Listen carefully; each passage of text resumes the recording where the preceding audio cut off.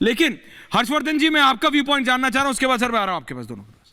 हर्षवर्धन जी, विनोद जी को सुना आपने? देखिए, ऐश्वर्य विनोद जी ने जो कहा उसमें किसी को कोई ऐतराज नहीं होना चाहिए, क्योंकि मैं अक्सर ये कहता हूं, विनोद जी जो कहते हैं सब अच्छी बात कहते हैं, लेकिन एक दो बातें जो वो छोड़ दे रहे हैं उसको मैं जोड़ देता हूं। इस देश में कांग्रेस पार्टी जब सत्ता में आई और जवाहरलाल नेहरू, उनकी बेटी, उनके पोते, मतलब एक के बाद नाती पोता सबको सत्ता मिलती गई और इस देश में पिछड़े बने रहे और मंडल के नाम पे एक दूसरे को खून खच्चर करने लगे, ये किसका दोष था? किसने ऐसा पाप किया इस देश के साथ जिसने इस देश के लोगों को उनका अधिकार नहीं दिया? ये बेशर्म नेता आज राजनीति कर रहे हैं। राहुल गांधी कह रहे हैं कि OBC plus SC plus ST, उनको हिंदू बोलने में शर्म आ रही है, ये जोड़ने चले। कौन सी राजनीति जोड़ेंगे? और सोचिए कि जब आज महिला आरक्षण भी मिलता है तो इतने वर्षों के बाद आज भी उनको ये नहीं समझ में आ रहा है, आज भी उस पर अड़ंगा ही लगाने की कोशिश की थी। तब तो पिछड़ों को भी देने की इच्छा नहीं थी उनकी, और जातीय जनगणना उनके साथ है। मुझे लगता है ये नेताओं का दोहरा चरित्र है जो हमारे सामने बार बार आता है।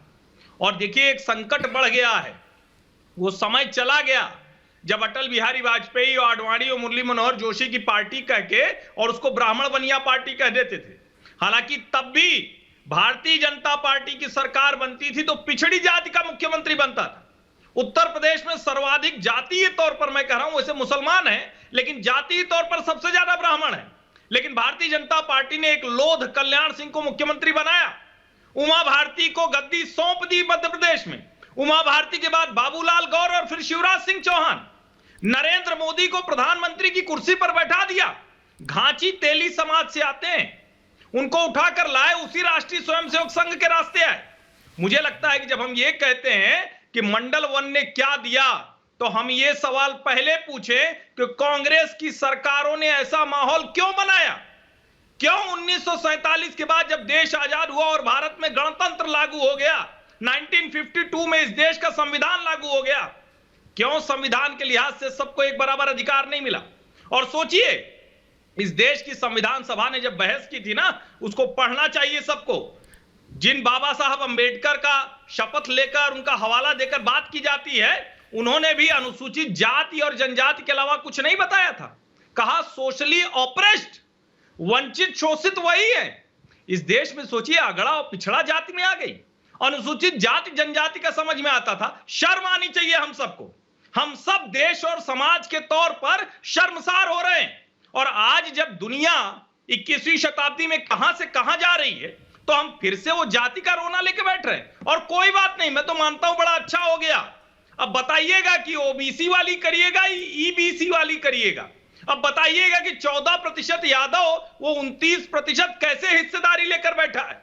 अब बताइएगा कि 2.5% का कुर्मी वाला नेता कैसे मुख्यमंत्री बना बैठा है।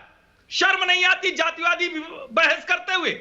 और मुझे लगता है कि इस देश का जितना नुकसान, मैं फिर से दोहरा रहा हूं, जितना नुकसान कांग्रेस की जाति विभाजक नीतियों ने किया, अब सत्ता से बाहर होकर वही फिर से करने की कोशिश हो रही। लेकिन समय बदल चुका है। साफ साफ सभी जातियों को दिखता है कि हमारा नेता कहां खड़ा है, हमारे अधिकार कहां खड़े हैं, सरकारी योजनाओं में हमारी हिस्सेदारी कहां खड़ी है। और सबके बाद देश के शीर्ष पर हमारे बीच से निकला हुआ एक नेता बैठा है। वो सोने का और चांदी का कटोरा और चम्मच लेके नहीं बैठ गया है कि जो बताएगा कि जातीय आधार पर हम लड़ेंगे और वो लड़ाई हम लड़ने लगेंगे। ऐसा अब नहीं होने वाला है। प्रोफेसर रविकांत, मैं फिर से कह रहा हूं, स्वामी दीपांकर जैसे लोग अपनी कोशिश कर रहे हैं, हाँ। लेकिन इसके अलावा भी लोगों में अब दूसरे तरह की चीजें दिख रही हैं। बहुत सी चीजें बदल गई हैं। बहुत अच्छा हुआ ये जनगणना लाकर नीतीश कुमार अपने पैरों पर कुल्हाड़ी मार